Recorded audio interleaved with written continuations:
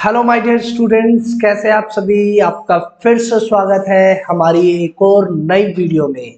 आज फिर हम लेकर आए हैं क्लास 12 का हिस्ट्री का चैप्टर 7 टॉप 21 एमसीक्यू का। काफी ज्यादा इंपॉर्टेंट चैप्टर है ये। एक साम्राज्य की राजधानी विजयनगर। विजयनगर से रिलेटेड 21 एमसीक्यू हम आपके सामने लेकर आए हैं। फटाफट से देख लेते हैं सारे एमसीक्यूज को और समझ लेते हैं कि क्या क्या इस चैप्टर के इंपॉर्टेंट क्वेश्चंस हैं। तो बच्चों चलिए शुरू करते हैं आज की अपनी इस वीडियो को। चैनल पे नए हैं तो चैनल को सब्सक्राइब जरूर कीजिएगा, बेल आइकन को प्रेस कीजिएगा, जितना ज्यादा हो सके इस वीडियो को शेयर कीजिए। हमें आपके सपोर्ट की बहुत ज्यादा जरूरत है। तो चलिए बच्चों शुरू करते हैं। पहले प्रश्न की तरफ हम आए गए हैं। पहले प्रश्न में कहा गया है कि विजयनगर शहर का दूसरा नाम क्या है। विजयनगर शहर का दूसरा नाम क्या है? फतेहपुर सीकरी, हम्पी, हस्तिनापुर या फिर नागलपुरम।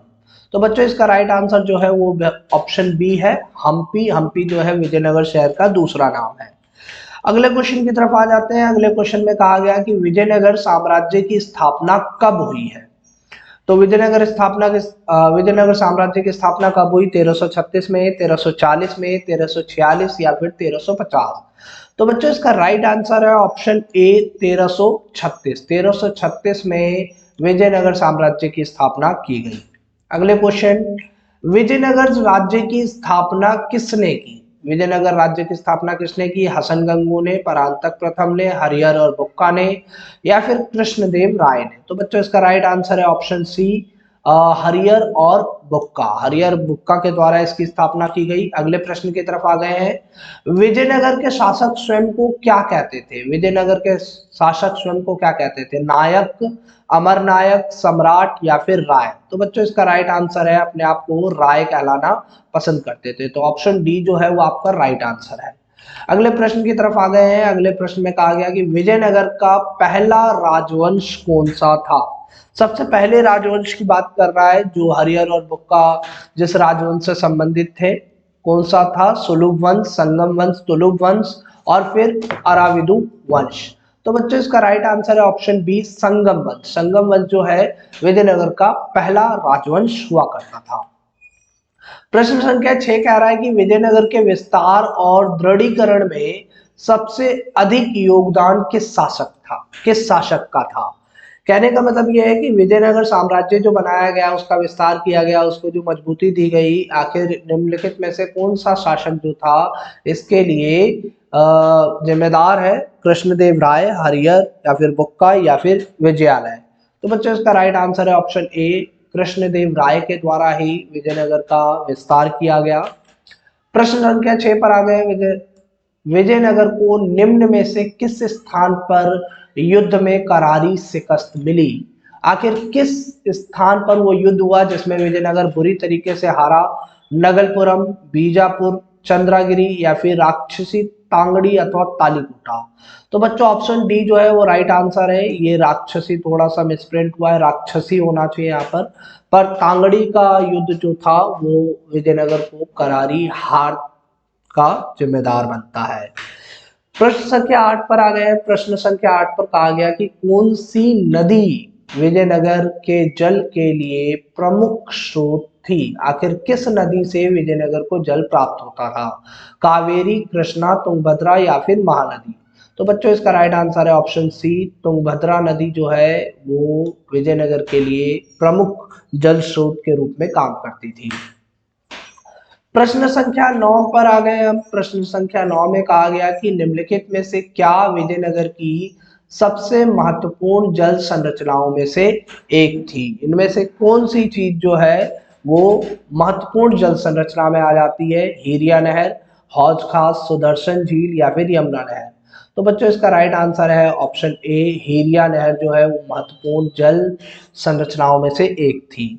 प्रश्न संख्या 10 पर आ गए। प्रश्न संख्या 10 में कहा गया कि विजयनगर के राजकीय केंद्र में स्थित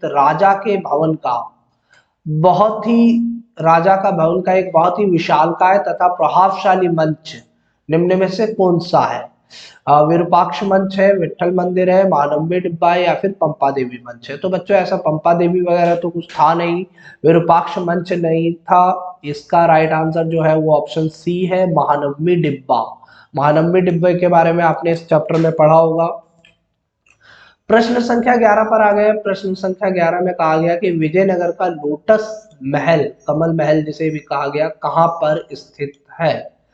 पहाड़ियों पर स्थित था, राजकीय केंद्र में स्थित था, धार्मिक केंद्र में स्थित था या फिर इनमें से कोई नहीं। तो बच्चे अगर लोटस महल की बात करें तो वो एक राजकीय केंद्र में स्थापित था और काफी भव्य संरचना पाई गई है विजयनगर की। प्रश्न संख्या 12 में आ गए। प्रश्न संख्या 12 में कहा गया विजयनगर के राजकीय केंद्र में स्थित मंदिर, आखिर इनमें से कौन सा मंदिर जो है वो विजयनगर के राजकीय केंद्र में स्थित था? विरूपाक्ष मंदिर, विट्ठल मंदिर, पंपा देवी का मंदिर या फिर हजार राम मंदिर? तो बच्चों राइट आंसर है ऑप्शन डी, हजार राम मंदिर जो है वो राजकीय केंद्र में स्थित था। प्रश्न संख्या 13 पर आ गए हैं। प्रश्न संख्या 13 में कहा गया कि विजयनगर के सभी राजकीय आदेशों पर कन्नड़ भाषा में निम्न शब्द अंकित होता था। आखिर कौन से शब्द को हम यहाँ पर अंकित करते थे कन्नड़ भाषा में? श्री विरूपाक्ष, जय जगन्नाथ, विष्णु या फिर पंपा देवी नमः? तो बच्चों इसका राइट आंसर है ऑप्शन ए, श्री विरूपाक्ष को वहां पर अंकित किया जाता था। प्रश्न संख्या 14 पर आ गए। प्रश्न संख्या 14 में कहा गया कि विजयनगर के मंदिर से स्थापत्य से संबंधित नया तत्व क्या है?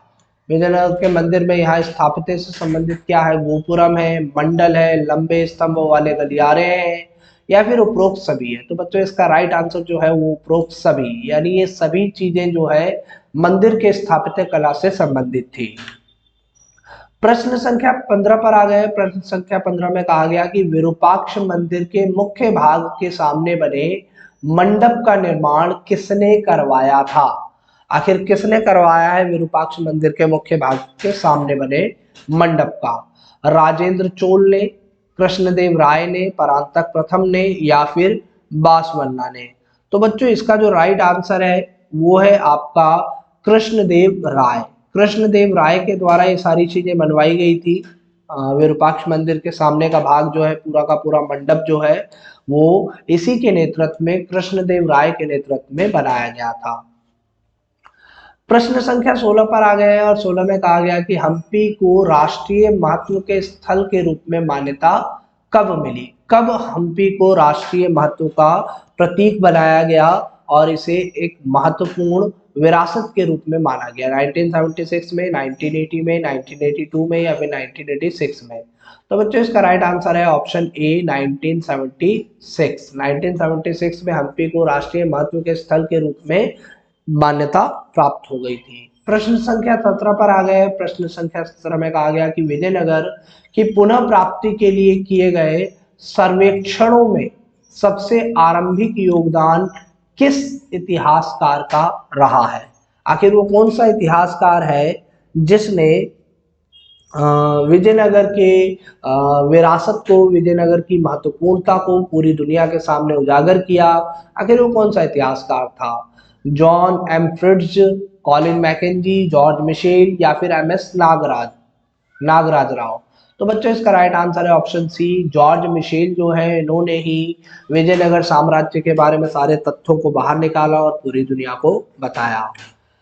प्रश्न संख्या 18 पर आ गए हैं। विजयनगर शहर का एक महत्वपूर्ण जलाशय है, आखिर इनमें से कौन सा जलाशय जो है विजयनगर शहर का एक महत्वपूर्ण जलाशय के रूप में जाना जाता है?